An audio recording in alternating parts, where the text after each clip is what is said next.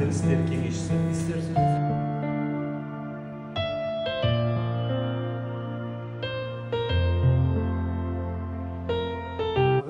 Мынау Түркияда елшілігінің алдында Швецияда Құран өртеді ғой. Анау İsveçre'de Kur'an'ı yaktılar ya. Evet. Biz Salih Avrupa Qo'mondagi quvuri biz mынандай Kur'an çıkarganmiz. Vakıf olarak böyle bir Kur'an çıkardık. Telefon ne olsa перевод çıkardı, tercümesi çıkardı. Kazakça, Orusça, Arapçası var. Mынау полный Arapça. Çok güzel. Biz endi osunu biz 5000 dana qilib chiqarganmiz. Қазақстан түкпір мешіттеріне тараттық. Енді біз өткенде осы посольство Түркияның алдындағы елшіліктің алдында істелген дүниеге қарап, біз жүрегіміз ауырды. Сондықтан біз керісінше сіздерге Құран сыйлайық деп отырмыз.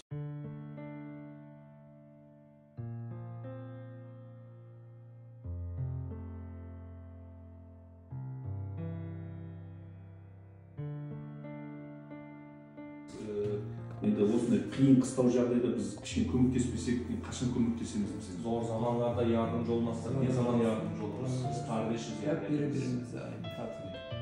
Оңай емес сіздердің бастарыңызға түскен іс, оңай емес. Kolay değil yani. Қалалар, ауылдар жоқ болып кетті. Çok kaybetti yani. 100 bine yakın. Yani inşallah daha artmaz.